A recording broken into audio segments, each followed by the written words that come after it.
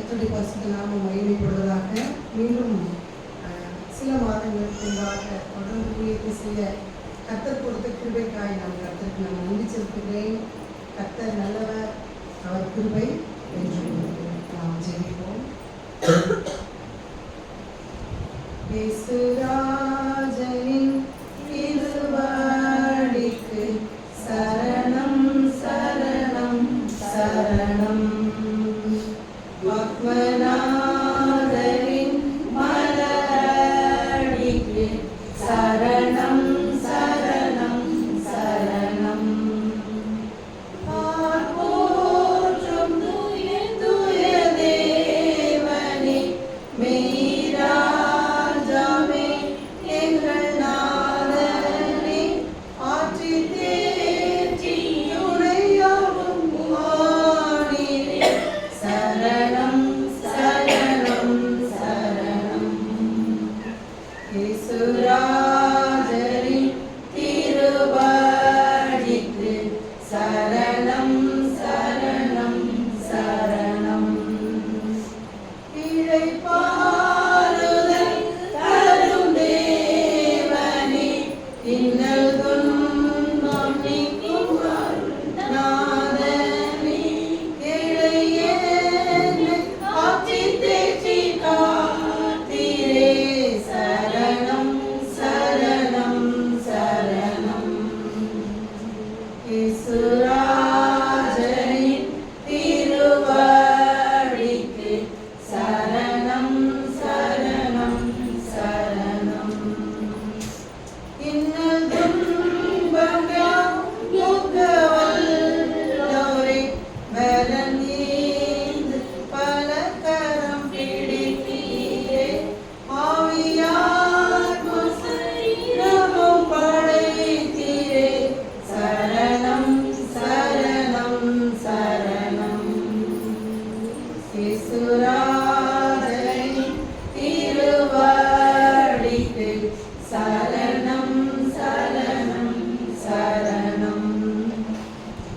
உந்தன் சீர்த்தம் செய்யாரில் தாருமே, எந்தன் சீர்த்தம் யாவும் என்றும் ஒழிப்பீரே, சொந்தமாக ஏற்று என்னை ஆட்கொள்ளும், சரணம் சரணம் சரணம். இயேசுராஜனின் திருவடிக்கு சரணம் சரணம் சரணம். ஆத்மநாதனின் மலரடிக்கு சரணம் சரணம் சரணம். ஸ்தோத்திரிக்கிறோம் ஆண்டவரே, நன்றியோடு நன்றியோடு நன்றியோடு துதிக்கிறோம். கிருபை இரக்கமுள்ள தெய்வமே, உம்மை நன்றியோடு துதிக்கிறோம், ஸ்தோத்திரிக்கிறோம். ஆண்டவரே, இந்த பரிசுத்த ஓய்வு நாளில் காலை வேளையிலே கர்த்தாவே, நாங்கள் ஒரு கூட்டமாய் உம்முடைய ஆலயத்திலே நாங்கள் வந்து உம்மை ஆராதிக்கும்படியாய், உம்மை துதிக்கும்படியாய், உம்முடைய சத்தியத்தை ஆண்டவரை தியானிக்கும்படியாய் கர்த்தர் எங்களுக்கு பாராட்டின கிருபைகளுக்காக நன்றியோடு துதிக்கிறோம், ஸ்தோத்திரிக்கிறோம். நாங்கள் நிற்பதும் நிர்மூலமாகாதிருப்பதும் உம்முடைய சுத்த கிருபை. கிருபையின் தெய்வமே, உடைய ஆயுசு நாட்களிலே இந்த நாளை எங்களுக்கு கூட்டி கொடுத்த தயவுக்காக நன்றியோடு துதிக்கிறோம், ஸ்தோத்திரிக்கிறோம். ஆண்டவரை நன்றி செலுத்துகிறோம். இப்பொழுதும் ஆண்டவரே கர்த்தாவே, ஆண்டவரே சுவாமி, நீர் பேசுங்க, நாங்கள் கேட்கிறோம். பற்பட தேவைகளின் மத்தியிலே எங்களுடைய இருதய தேடல்கள் ஆண்டவரை இருக்கலாம், ஆனாலும் என் தேவன் ஒவ்வொரு இருதயத்திற்கும் வேண்டிய வார்த்தைகளை என் தேவன் நீ தர வேண்டுமாய் ஜெபிக்கிறோம். உங்களுடைய பேச்சை அனுப்புங்க, இயேசு மூலம் ஜெபிக்கிறோம், ஜீவனுடைய நல்ல பிதாவே, ஆமென். மீண்டுமாக உங்கள் யாவருக்கும் நன்றியும் ஸ்தோத்திரங்களையும் வாழ்த்துக்களையும் நான் தெரிவித்துக் கொள்கிறேன். அந்த ஆலயத்துக்கு நான் வருவதற்கு உங்கள் யாவருடைய ஆசீர்வாதத்தை பெறுவதற்கு நான் பிரயாசிக்கிறேன். நாம் தொடர்ந்து நாம் தியானத்துக்குள்ளாய் போவோம். இந்த நாளிலே நாம் தியானிக்க இருக்கிற சத்தியத்தினுடைய தலைப்பு மன அழுத்தத்தை மேற்கொள்வது எப்படி. மன அழுத்தத்தை மேற்கொள்வது எப்படி. நம்ம இன்னைக்கு நிறைய பேர் இருக்கிறோம், ஒவ்வொருத்தரும் ஒவ்வொரு சூழ்நிலையில் இருக்கோம். எந்தெந்த தேவை, எந்தெந்த காரியங்கள் நம்முடைய மனதை அழுத்தி கொண்டிருப்பது என்பது எல்லாருக்கும் தெரியும். ஒருவேளை நம்ம இந்த இடத்துல அமர்ந்திருந்தாலும் கூட நம்முடைய இருதயம், நம்முடைய நினைவுகள் எல்லாம் எந்த சூழ்நிலைகள்ல அழுத்தப்பட்டிருக்குது, எந்த காரியங்களை குறித்து நம்ம இருக்கிறோம் அப்படிங்கிறது எல்லாரும் ஒவ்வொருவரும் தனிப்பட்ட முறையில் நம்ம கேட்கும்போது கட்டாயம் தான் நீங்கள் பகிர்ந்து கொள்ள முடியும். இப்படிப்பட்ட சூழ்நிலைகளை மேற்கொள்வது எப்படிங்கிறது தான் ஒரு சில நிமிடங்கள் நம்ம தியானிக்க போகிறோம். 2 கொரிந்தியர் 4ஆம் அதிகாரம் 8ஆம் வசனம் 9ஆம் வசனம். 2 கொரிந்தியர் 4ஆம் அதிகாரம் 8, 9 வசனங்கள். நாங்கள் எப்பக்கத்திலும் நெருக்கப்பட்டும் ஒடுங்கி போகிறதில்லை, கலக்கமடைந்தும் மனமுறிவடைகிறதில்லை, துன்பப்படுத்தப்பட்டும் கைவிடப்படுகிறதில்லை, கீழே தள்ளப்பட்டும் மடிந்து போகிறதில்லை. எவ்வளவு ஒரு விசுவாசமான ஒரு அறிக்கையை பக்தன் சொல்றாரு பாருங்க. பவுல் சொல்லும்போது, நான் எப்பக்கத்திலும் நெருக்கப்பட்டாலும் நான் ஒடுங்குறதில்லை, கலக்கமடைந்தாலும் மனம் முடிவடைகிறதில்லை, துன்பப்பட்டாலும் கைவிடப்படுகிறதில்லை, தள்ளப்பட்டாலும் அடிந்து போகிறதில்லைன்னு சொல்லி சொல்றாரு. இது எவ்வளவு இப்படிப்பட்ட ஒரு விசுவாச வார்த்தைகள் நாம சொல்ல முடியுமா? எப்பக்கத்திலும் எனக்கு நான் நெருக்க வந்தாலும் நான் ஒடுங்கி போக மாட்டேன், நான் ஒடுங்கி போகிறதில்லை அப்படிங்கிற வார்த்தைகளை, அந்த வசனத்தை நம்முடைய நாவல உச்சரிக்க முடியுமா? இன்றைக்கு மனுஷனை பாதிக்கக்கூடிய பெரிய பிரச்சனை என்ன அப்படின்னா, ஒரு பெரிய கொடிய நோய் என்ன அப்படின்னு கேட்டா அது ஒரு மன அழுத்தம் தான். இப்போ பார்த்தாலும் டென்ஷன். ஒரு சாதாரண விஷயத்த கூட நம்மளை அறியாமலே நம்ம அதை பதட்டத்தோட அந்த காரியத்தை மேற்கொள்ளக்கூடிய சூழ்நிலைகள் உருவாக்கிட்டு இருக்குது. இயற்கை உணவால் அது சூழ்நிலைகளான்னு சொல்ல முடியல. ஆனால் எல்லாரும் ஒரு பதட்டத்தோட ஒரு மன அழுத்தத்தோட போறோம். வீட்டு பிரச்சனையா இருக்கட்டும், போராட்டமா இருக்கட்டும், அல்லது வேலை செய்கிற ஸ்தலங்கள்ல மேலதிகாரியினுடைய போராட்டம், அவர்களுடைய வேலை நமக்கு கொடுக்குற வேலைப்படு நிமித்தமாக இருக்கலாம். இப்படி பல்வேறு சூழ்நிலைகள்ல போராட்ட மன அழுத்தத்துல நம்ம பாதிக்கப்பட்டிருக்கோம். சில நேரங்கள்ல பெரிய போலீஸ் ஆபீசர், இப்படி நிறைய பாருங்க நம்ம பேப்பர்ல பாக்குறப்போ உயர்ந்த மட்டத்துல அதிகாரியா இருப்பாங்க. ஆனா அவங்களுக்கு மேல இருக்கிற அதிகாரியினுடைய அந்த மன அழுத்தம், அவங்களோட அந்த வேலைப்படு, அந்த பணியை செய்ய முடியாத நிமித்தமா தற்கொலை செய்யக்கூடிய சூழ்நிலையை கூட நம்ம பேப்பர்ல வாசிக்கிறோம். இவ்வளோ பெரிய பொறுப்புல இருக்காங்க, ஏன் இது செய்ய முடியாம போச்சு, ஏன் இதை மேற்கொள்ள முடியல, ஏன் இந்த பிரச்சனையை அவங்க கடந்து போறதுக்குரிய பலன் இல்லாம போச்சு. பெரிய பெரிய ஐஏஎஸ் அதிகாரிகளா இருக்கட்டும், அதுக்கு மேல இருக்கிற, அவங்களுக்கு மேல இருக்கிற உயர் மட்டத்துல இருக்கிறவங்களுடைய அந்த சூழ்நிலைகள் அவங்கள ஏற்றுக்கொள்ள முடியல. அவங்களுக்கு அடுத்தவங்களுடைய பணியை சுதந்திரமா செய்ய முடியாதது நிமித்தமா ஏற்படுகிற மன உளைச்சல். இப்படிப்பட்ட பல சூழ்நிலைகள்ல நாம வேதனைப்படுகிற காரியத்தை நம்ம பார்க்கிறோம். பெரிய அடுக்குமாடி கட்டடம், அந்த கட்டடத்தை தாங்கிறதுக்கு நம்ம கீழே இருந்தே நல்ல உறுதியான கம்பியை கொண்டு அதை அஸ்திபாரப்படுத்துறாங்க இல்லைங்களா? அப்போ அந்த உறுதியான கம்பி அவங்க எவ்வளோ பெரிய கட்டடமா இருந்தாலும் அதை தாங்கிறதுக்கு உதவி செய்யுது. அப்படித்தான் மனிதர்களாகி நமக்கு கூட, நம்மளுடைய மன உணர்வுக்கு கூட கர்த்தர் ஒரு அபரிமிதமான சக்தியை கொடுத்திருக்கிறாரு. இயற்கைக்கு மேலா அவர் தந்திருக்கிறாரு. இது காரியங்கள் எல்லாவற்றையும், நமக்கு எதிராக இருக்கிற காரியங்கள், சூழ்நிலைகள் எல்லாவற்றையும் கடந்து போறதுக்குரிய சக்தியை தேவன் நமக்கு கொடுத்திருக்கிறாரு. அப்படின்னு நாம பெற்றுக்கொள்ளணும், அதை உறுதிப்படுத்திக்கணும். அது எப்படி? ஒவ்வொருவருக்கும் அதை கொடுத்திருக்கிறாரு. அந்த உறுதி கொடுத்திருக்கிறதை நாம் உணர்ந்து கொள்வது மிகவும் முக்கியமா இருக்கு. நம்ம தான் உருவாக்குறோம், ஒரு சேரை நம்ம தான் உருவாக்குறோம், நம்ம அதை உட்கார்றதுக்காக அதை செய்யறோம். ஆனா அதே சேரு குறிப்பிட்ட வெயிட்டுக்கு மேல போச்சுன்னா என்ன ஆகுங்க? இந்த காலு உடைஞ்சு போயிடும். அப்படியாகத்தான் நம்முடைய சக்திக்கு மீறின காரியங்கள், நம்முடைய பலத்துக்கு மீறின செயல்பாடுகளை நம்ம மேற்கொள்ளும் போது மிகவும் சோர்ந்து போகிறோம். அப்போ சில நேரங்கள்ல அந்த மைண்ட் டைவர்ட் ஆகிறதுக்கு அநேக காரியங்கள் நம்ம எடுத்துக்கொள்றோம். நம்ம மனசை மாத்துறதுக்கு சிலர் பார்த்தீங்கன்னா பாட்டு கேட்பாங்க, சிலர் சினிமாவுக்கு போறது உண்டு. அந்த மனசுடைய வேதனைகளை மாற்றிக்கிறது. சில நேரங்களில் வீடுகளை பெண்களெல்லாம் அலங்கரிக்கிறது உண்டு. மீன் தொட்டி, முயலை வளர்க்குறது, இப்படி சிறு சிறு காரியங்களும் எப்படியாவது நம்மளுடைய ஸ்ட்ரெஸ், மனதில் இருக்கிற அந்த ஸ்ட்ரெஸ்ஸை டைவர்ட் பண்ணுறதுக்கு நிறைய காரியங்களை நம்ம மேற்கொள்றோம். ஆனாலும் எது நிரந்தரமானது அப்படின்னு சொல்லி பார்க்கும்போது, தேவ பிள்ளைகளுக்கு கர்த்தரிடத்துல கிடைக்கிற மன அமைதி தான், ஆறுதலும் சமாதானம் தான். அவங்க தேவனுடைய பாதத்துல கிடைக்கிற ஆறுதல் தான் நமக்கு நிரந்தரமானது. ஒருவேளை நம்முடைய தேடல் பதட்ட நிமித்தமா நம்முடைய தேடல்கள் வெளி உலகத்தை நோக்கி போகலாம். ஆனா உண்மையான ஆறுதல் இளைப்பாறுதல் எங்கே கிடைக்கும் அப்படின்னு பார்த்தா தேவனுடைய பாதத்துல தான் கிடைக்கும்.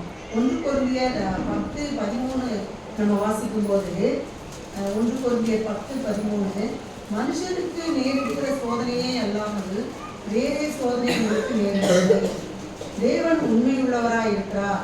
உங்கள் திராணிக்கு மேலாக நீங்கள் சோதிக்கப்படுவதற்கு அவர் இடம் கொடாமல் சோதனையை தாங்கத்தக்கதாக சோதனையோடு கூட அதற்கு தப்பிக்கொள்ளும்படியாக போக்கை உண்டாக்குகிறார். சோதனையோடு கூட தப்பித்துக் கொள்ளும்படியான போக்கையும் நமக்கு கொடுக்குறாரு.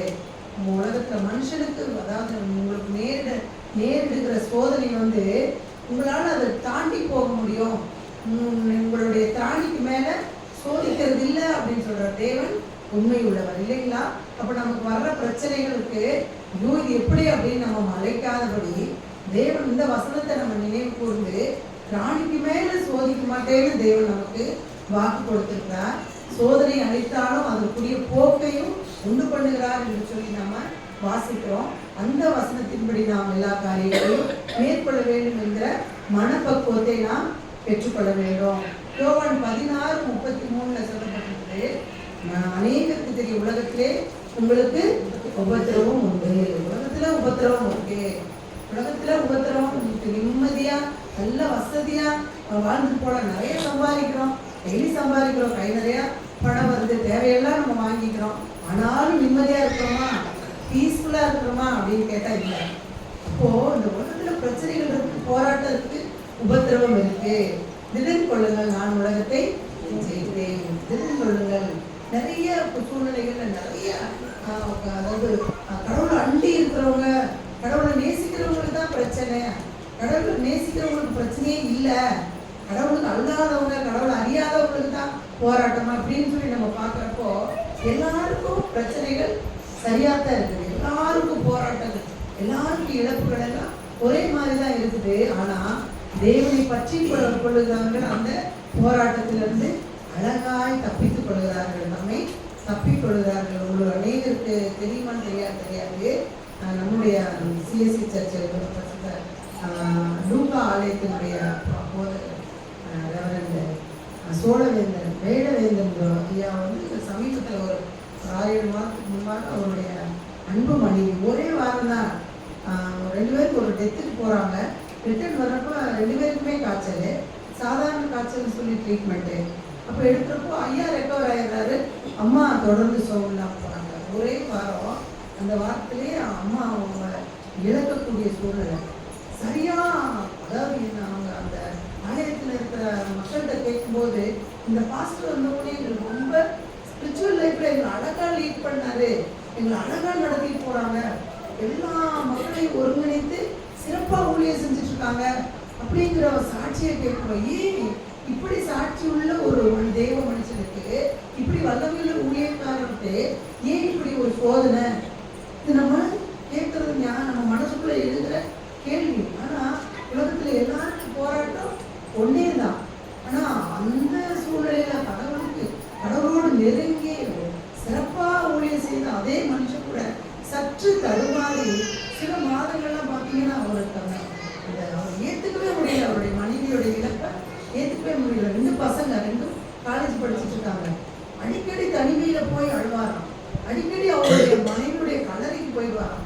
இப்படி பல சூழ்நிலைகள். ஆனா இப்போ பார்த்தீங்கன்னா கர்த்தர் சிறப்பாக நேர்த்தியாய் தொடர்ந்து ஊழியங்களை சிறப்பாக செய்யறதுக்கு கர்த்தர் அவர்களுக்கு பலன் கொடுத்திருக்கிறார். காரணம் என்ன அப்படின்னு பார்க்கும்போது, அநேகருடைய ஜெபம், அவருடைய விசுவாசம், அவருடைய நம்பிக்கை கர்த்தர் நேரத்துல இல்லாம போச்சுன்னா அவரு நின்றுக்கவே முடியாது. எவ்வளவு பெரிய சூழ்நிலை வந்தாலும் தொடர்ந்து நாம நிக்கணும், தொடர்ந்து நம்முடைய செயல்பாடுகள், நம்முடைய ஊழியர்கள் தொடரணும் அப்படின்னு சொன்னா தேவனுடைய பாதத்துல மாத்திரம்தான் அப்படிப்பட்ட வல்லமையும் கிருபையும் கிடைக்குது. இளைப்பாறுதல் தேவனுடைய சமூகத்துல மாத்திரமே அந்த இளைப்பாறுதல் கிடைக்குது. மத்தேயு 11:28 சொல்லுது, வருத்தப்பட்டு பாரம் சுமக்கிறவர்களே நீங்கள் எல்லாரும் என்னிடத்தில் வாருங்கள், நான் உங்களுக்கு இளைப்பாறுதல் தருவேன். சில நேரங்கள்ல நம்ம இந்த வசனங்கள் எல்லாம் நமக்கு மனப்பாடமா தெரியும். ஆனாலும் நம்ம புலம்பி வேதனைப்பட்டு அநேக சூழ்நிலைகள்ல நம்ம மனம் பதறி போறோம்னா தேவனுடைய வார்த்தை, தேவனுடைய வல்லமையான வார்த்தை நமக்கு நேராக வருது. வருத்தப்பட்டு பாரம் சுமக்கிறவர்களே, உங்களுக்கு உள்ள பிரச்சனைகள் என்ன, உங்களுடைய பாரங்கள் என்ன, உங்களுடைய போராட்டங்கள் என்ன, நீங்க எல்லாரும் என்னிடத்துல வாங்க, நான் உங்களுக்கு இளைப்பாறுதல் தருவேன். உங்களுக்கு என்ன சூழ்நிலையில் இருக்கீங்களோ அதுல இருந்து நான் உங்களுக்கு முற்றிலுமான ஒரு பெரிய விடுதலையை தருவேன்னு சொல்லி தேவன் சொல்கிறார். இளைப்பாறுதல் கட்டாயம் ஒவ்வொருவருக்கும் தேவை. தேவன் இந்த நாட்கள்ல ஆதியில ஒவ்வொன்றா சிருஷ்டித்தார். ஒவ்வொன்று இரவும் பகலும் சிருஷ்டித்தார். பகல் எல்லாம் வேலை செஞ்சாலும் இரவு நேரங்களில் நம்ம ஓய்வு எடுக்கணும். அந்த இளைப்பாறுதல் தேவை என்பதை தேவன் அறிந்திருக்கிறார். அதுபோல வாரம் முழுசும் வேலை செஞ்சிருந்தாலும் கட்டாயம் ஒரு நாள் ஓய்வு நாள். இந்த நாட்கள்ல ஓய்வு நாட்கள்ல தேவனுடைய சமூகத்துல தேவனுடைய பாதத்துல நம்ம இளைப்பாறி கொண்டிருக்கோம். இதெல்லாம் ஒவ்வொருவருக்கும் இளைப்பாறுதல் மிகவும் அவசியம். இயேசு கிறிஸ்துவும் கூட தன்னுடைய ஊழியத்தினுடைய ஆரம்பத்துல 40 நாள் அவர் உபவாசித்து ஜெபித்து கர்த்தரோடு தனித்திருந்தார். உபவாசித்து ஜெபிக்க கர்த்தரோடு தனித்திருப்பதனுடைய காரியத்தினுடைய அதனுடைய பலன் என்ன அப்படின்னு பார்க்கும்போது உன்னதமான பலனை தேவன் பெற்றுக்கொண்டார். 40 நாள் உபவாசத்துல இருந்து ஆரம்பிச்ச அவருடைய ஊழியம் சிலுவையில எல்லாம் முடிந்ததுன்னு சொல்லி முடிக்கிற வரைக்கும் அவர் எந்த சூழ்நிலையில அவரு சோர்ந்து போகவே இல்லை. கர்த்தர் அனுமதித்த எல்லா காரியங்களையும் அவர் துணிவோடு மேற்கொண்டார் என்று சொல்லி நாம் பார்க்கிறோம். அதுபோல மோசே 2 முறை 40 நாட்கள் தேவனோடு இருக்கும்படி சீனாய் மலையினுடைய உச்சியில போய் அவரோட சஞ்சரித்தார். எலியா கூட 40 நாட்கள் உபவாசித்தார். அந்த நாட்கள்ல தேவன் நம்மோடு பேசுகிற காரியம் எந்த சூழ்நிலைகள்ல நமக்கு பலன் குன்றி போகிறோ, எந்த காரியங்களை மேற்கொள்ள முடியாம நம்ம சோர்ந்து போகிறோம், அந்த காரியத்தை குறித்து தேவனிடத்துல நாம் உபவாசித்து ஜெபிக்கும் போது தேவன் ஒரு விசேஷித்த வல்லமை, அவர் பெற்றுக்கொண்ட வல்லமையை தேவன் நமக்கு அளிக்க வல்லவராயிருக்கிறார். நம்ம சுமை தாங்கி இந்த நாட்கள் இருக்குதா என்னன்னு தெரியல. கிராமப்புறங்கள் எல்லாம் பார்த்தீங்கன்னா சுமை தாங்கி கல் இருக்கும். இப்போ அந்த கல்லெல்லாம் நம்முடைய அந்த டிச்சில் நம்ம கிராஸ் பண்ணுறதுக்கு போட்டிருக்கோம்னு நினைக்கிறேன். டிச் பகுதியில் பார்த்தீங்கன்னா பெரிய பெரிய அகலமான கல்லெல்லாம் இந்த பக்கம் வீட்டு பகுதியிலேருந்து வெளியே போகிறதுக்கு டிச்சை கிராஸ் பண்ணுவோம். ஆனால் பெரிய அகலமான சுமை தாங்கி கல்லெல்லாம் 3 கல் தான், இடியவர்கள் உடையவர்கள் வெகு தூரம் சுமையை தூக்கி போகிறவங்க மேலே சுமைகளை வச்சுட்டு சற்று இளைப்பாற கீழே இருக்கிற அந்த சுமை தாங்கி கல்லினுடைய நிழல்ல இளைப்பாறுவாங்க. அப்படிதான் தேவன் நமக்கு ஒரு சுமை தாங்கி கல்லா இருக்கிறாரு. அவரிடத்துல நம்முடைய பாரங்கள் எல்லாம் வைத்து அவரோடு நாம் இளைப்பாற வேண்டும் என்று சொல்லி அவர் வாஞ்சிக்கிறார். ஏசாயா 53:12 அவர் நமது பாவங்களை சுமக்கிறார். எதெல்லாம் சுமக்கிறார்? நம்ம பிரச்சனைகளை, நம்முடைய போராட்டங்களை மாத்திரம் அவர்கிட்ட வைக்கல, நம்முடைய நமக்குள்ள பாவங்களை அவர் சுமக்கிறாரு. அடுத்து 53:11 பார்க்கும்போது நம்முடைய அக்கிரமங்களை சுமக்கிறாரு. மத்தேயு 8:13 பார்க்கும்போது நம்முடைய பலவீனங்களை சுமக்கிறார். நம்முடைய ஒவ்வொருவருடைய பலவீனங்களை தேவன் சுமக்கிறார் என்று சொல்லி பார்க்கிறோம். கலாத்தியர் 3:13 நம்முடைய சாபங்களை சுமக்கிறார். நமக்குள்ள சாபங்கள், நம்ம குடும்பத்தில் இருக்கிற சாபங்கள், பரம்பரையா சிலருக்கு சாபங்கள் இருக்கு. தொடர்ந்து எங்க அம்மாவுக்கு இருக்குது. எப்படி இந்த வியாதிக்கு போய் டாக்டர்கிட்ட ட்ரீட்மெண்ட் கேட்டா உங்க அம்மாவுக்கு இந்த வியாதி இருக்கா, வீசிங் தொந்தரவு இருக்கா, உங்க அம்மாவுக்கு இருக்கா, உங்களுக்கு பிரச்சனை இருக்கு, தோல் வியாதி இருக்கா, உங்க பெற்றோருக்கு இருக்கான்னு கேட்டாங்க. அப்படி பரம்பரையா சில காரியங்கள், சில சாபங்கள் நம்மளை தொடரும். அந்த சாபத்திலிருந்து விடுதலை கொடுப்பத நம்முடைய ஆண்டவர் வந்திருக்காரு. அப்போ நம்ம ஒவ்வொருவருடைய வாழ்க்கையிலையும் தொடர்ந்து வருகிற சாபங்கள் நமக்கு இல்லை. விசுவாசிப்போமா? எல்லாம் நான் ஒரு சில பயந்து, எங்க அப்பாவுக்கு பிரச்சனை இருந்துச்சு, எனக்கும் வந்துடும்னு சிலர்லாம் சொன்னாங்க. நீங்க கொஞ்சம் கவனமா இருங்க, டென்ஷன் ஆகாதீங்க, எந்த பிரச்சனையும் ரொம்ப ஸ்மூத்தா டீல் பண்ணுங்க, ப்ரெஷர் ஒன்ஸ் வந்துருச்சுன்னா கடைசி வரைக்கும் மாத்திரை போடணும், கவனமா இருங்கன்னு சொன்னாங்க. ஆனா கர்த்தர் அப்படிப்பட்ட காரியங்களை நமக்கு அனுமதிக்கிறாரான்னா இல்லை. ஏன் அப்படின்னா நம்முடைய சாபங்களை, பரம்பரையா நமக்கு இருக்கிற அந்த பாவத்தினுடைய சாபங்களை நமக்கு மாற்றி போடுகிறவராய், சுமக்கிறவராய் இருக்கிறார் என்று சொல்லி பார்க்கிறோம். நம்மை அழுத்தி கொண்டிருக்கிற மனபாரங்களையும் குற்றங்களையும் கர்த்தருடைய சமூகத்துல நம்ம இறக்கி வைக்கும் போது தேவன் நமக்கு இளைப்பாறுதல் தருகிறார். முதலாவது நம்ம 2 தலைப்புல நம்ம விரைவில் பார்க்க போறோம். 1 நெருக்கப்படுதல். 2 கொரிந்தியர் 4:8 பார்க்கும்போது நான் எப்பக்கத்திலும் நெருக்கப்பட்டும் ஒடுக்கி போகிறதில்லை. நம்மை நெருக்கி ஒடுக்கி போகிற அநேக வல்லமைகள் நமக்கு இருக்கு. நம்மளை சுற்றிலும் நம்மளை நெருக்கிறதுக்கு, நம்மளை ஒடுக்கிறதுக்கு அநேக வல்லமைகள் இருக்குது.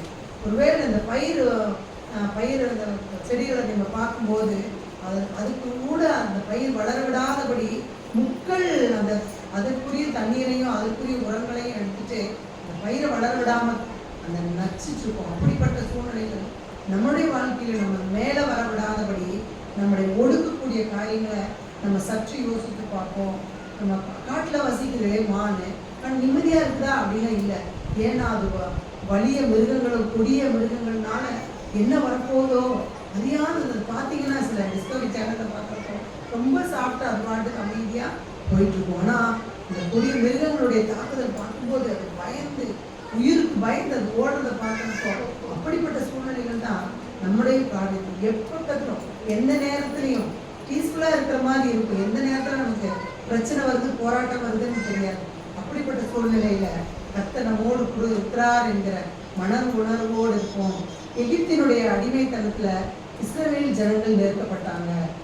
பார்வோன் என்ன செஞ்சார்? ஆண் குழந்தைகள் எல்லாம் நதியில போடணும்னு சொல்லியிருக்கிறார். பார்வோனுடைய ஆளோட்டிகள் இஸ்ரவேல் ஜனங்களை அதிகமா செங்கல் சூளையில செய்ய வைக்கணும்னு சொல்லி அவரை வற்புறுத்தி ரொம்ப வேதனைப்படுத்திட்டாரு. அவங்க எவ்வளவுக்கு எவ்வளவு பார்வோனுடைய சூழ்நிலைகளுக்கு இவ்வளவு வேதனைப்படுத்தப்பட்டாலும் நெருக்கப்பட்டாலும் அவ்வளவு இஸ்ரேல் ஜனங்கள் பழுகி பெருகினார்கள் என்று சொல்லி பார்க்கிறோம்.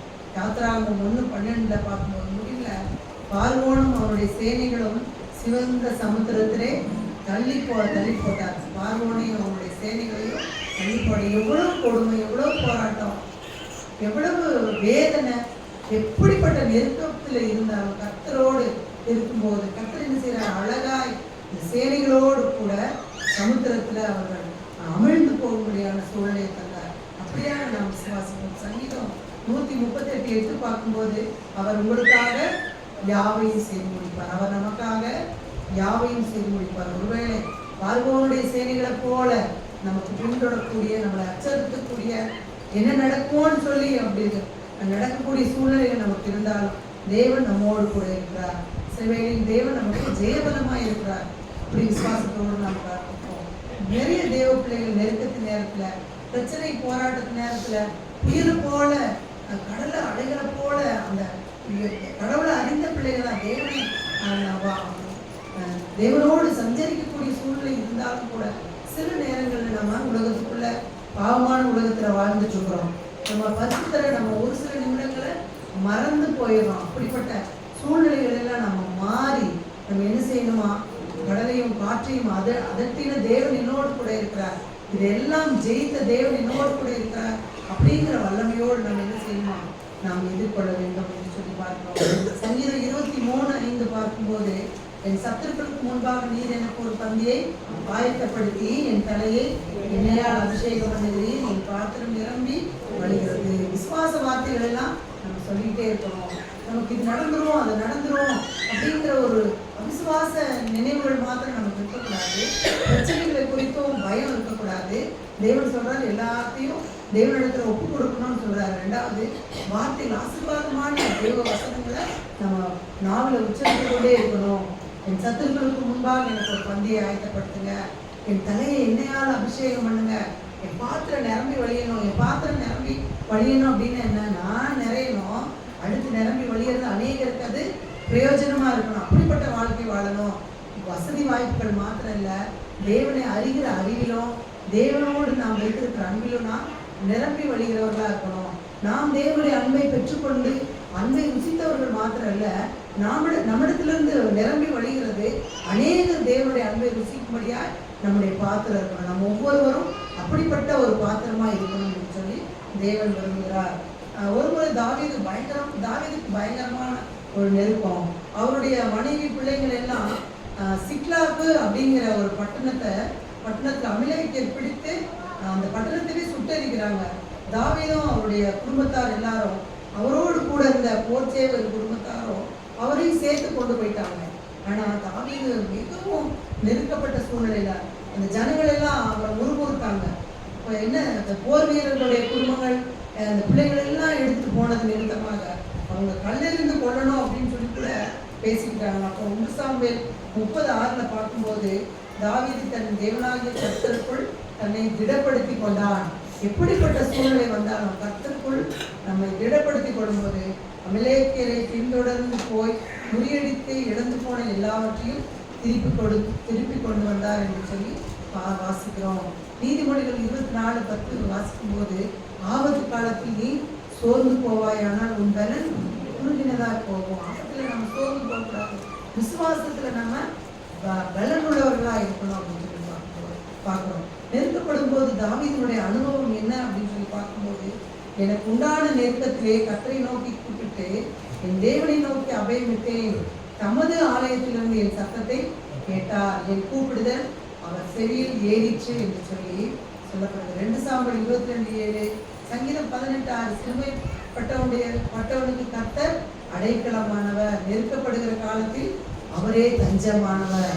அப்போ நம்மளுடைய சிறுமை நேரங்கள்ல, நெருக்கத்தின் நேரத்தில் அவர் மாத்திரமே நமக்கு தஞ்சமா இருக்கிறார்.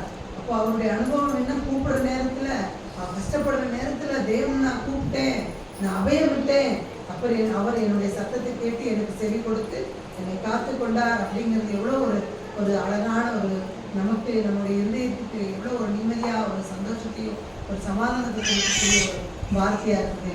அப்போ இந்த வசனங்களெல்லாம் நாம் காத்து கொள்ளணும், நம்ம இதயத்துல வைத்துக் கொள்ளணும். தாவீதுடைய சாட்சி என்னன்னு பார்க்கும்போது, சங்கீதம் 54:7, அவர் எல்லா நெருக்கத்திலையும் நீக்கி என்னை விடுவித்தார், என் கண் என் சத்துருக்களின் நீதி சரிக்கட்டுதலை கண்டது. எல்லா நெருக்கத்திலிருந்து என்னை விடுவிச்சிட்டாரு. மாத்திரம் அல்ல, நம்முடைய கண்கள் நம்முடைய சத்துருவுக்கு நடக்கிற சரி கட்டுதலை நம்ம பார்ப்போம். நமக்கு எதிராக நமக்கு விரோதமாய் செயல்பட்டவர்களுடைய காரியங்கள் என்னங்கிறத நம்ம கண் முன்னாடியே நம்ம என்ன செய்வோம்? பார்ப்போம். நமக்கு யுத்தம் நம்முடையது இல்லை, கர்த்தருடையது. நமக்கு வேண்டி நமக்கு செய்யக்கூடிய காரியம் தேவனிடத்துல மாத்திரம் நம்முடைய காரியங்களை சொல்ல வேண்டியது தவிர வேற எந்த காரியமும் நம்ம செய்ய வேண்டாம்னு தான் தேவன் நமக்கு சொல்றாரு. 2வது ஃபர்ஸ்ட் நம்ம பார்த்த என்னது? நெருக்கப்படுதல். 2வது கலங்கப்படுதல், கலக்கமடைய செய்யுது. இந்த உலகம் ஒன்றும் நம்மளை நெருக்குது, 2வது நம்மளை கலக்கமடைய செய்யுது. 2 Corinthians 4:8 சொல்லும்போது, கலக்கமடைந்து மனம் முறிவடைகிறது இல்லை. அப்ப சாத்தான் பல விதங்கள்ல கலக்கங்களை கொண்டு வர்றதுக்கு காரணத்தை உண்டு பண்ணுவான். அப்ப மனமுறிவடைந்து விட்டால் உற்சாக ஆவி நம்மிடத்திலிருந்து எடுபட்டு போகும். என்னத்தை அப்படிங்கிற மாதிரி நமக்குள்ளே வந்து கர்த்தரை துதிக்கிற துதி ஒடுங்கி போய்விடும். தேவாலயத்துக்கு போற ஆர்வம் கூட நமக்கு இருக்காது. நமக்குள்ள இருக்கிற கலக்கம் என்ன அப்படின்னப்போ, பிசாசு அவனுடைய ஆயுதம் இதெல்லாம், இப்படி பயமுறுத்துறது, நம்மளை கலங்க பண்றது, இதெல்லாம் பிசாசனுடைய ஆயுதம். ஆனா மிஞ்சின பிரச்சனையை, போராட்டத்தை சாத்தான் கொண்டு கலங்க செய்வான். ஆனா வாழ்க்கையில ஒரு வெறுமையாய் தோன்றக்கூடிய சூழ்நிலையெல்லாம் உண்டாகும். ஆனா கலங்கிய நேரத்தில் நம் கண்கள் யாரை நோக்கி பார்க்கணுங்க? கர்த்தரை நோக்கி பார்க்கணும். நம்ம கலக்கமடைந்த நேரத்துல நம்முடைய கண்கள் கர்த்தரையே மாத்திரம் நோக்கி பார்க்கணும். வசனம் சொல்லுது, சில சேர்ந்து சொல்லுவோம். சங்கீதம் 121:1, ஒத்தாசை வரும் பர்வதங்களுக்கு நேராக என் கண்களை ஏறெடுக்கிறேன். ஒத்தாசை வரும் பர்வதங்களுக்கு நேராக என் கண்களை ஏறெடுக்கிறேன். வானத்தையும் பூமியும் உண்டாக்கின கர்த்தரிடத்திலிருந்து எனக்கு ஒத்தாசை வரும். அப்போ இவ்வளவு இந்த வசனத்தை பாருங்க. ஒத்தாசை எங்கிருந்து வருதுங்க?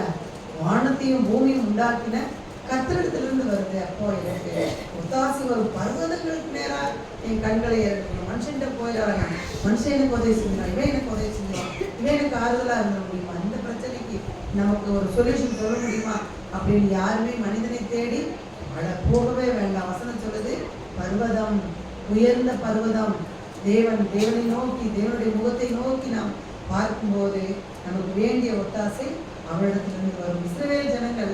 இஸ்ரவேல் ஜனங்களுக்கு விரோதமாக கோலியாத் எழும்பி இஸ்ரவேலை நிந்தித்து அவமானப்படுத்திட்டு இருக்கிற நேரத்துல அவனுக்கு பின்னாக பலத்த பெலிஸ்தீனுடைய இராணுவம் நின்றுட்டு இருக்குது. அந்த யுத்த களத்துல தாவீது இஸ்ரவேல் ராஜாவாகிய சவுலை பார்த்து, இது நிமித்தம் என்னுடைய இருதயம் கலங்க வேண்டியதில்லை, இதை பார்த்து நான் பயப்பட வேண்டியதில்லை, என்னுடைய இருதயம் கலங்க வேண்டியதில்லை, நான் போய் இந்த பெலிஸ்தீனோடு யுத்தம் பண்ணுவேன் அப்படின்னு சொன்னான் பாருங்க. ஒரு சின்ன பையன்தான். ஆனா இதெல்லாம் பார்த்து, இந்த படையை பார்த்து, இந்த உடையை பார்த்து, இந்த தோற்றத்தை எல்லாம் பார்த்துனா பயப்பட வேண்டியதில்லை.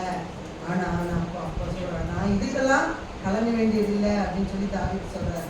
இது நிமித்தம் என்னுடைய இருதயம் கலங்க வேண்டியதில்லை, நான் இந்த பெலிஸ்தியனோடு யுத்தம் பண்ணுவேன்னு சொல்லி கலங்காத உள்ளம் உடையவனாய் மற்ற அந்த அந்த யுத்தத்தை மேற்கொள்றான்.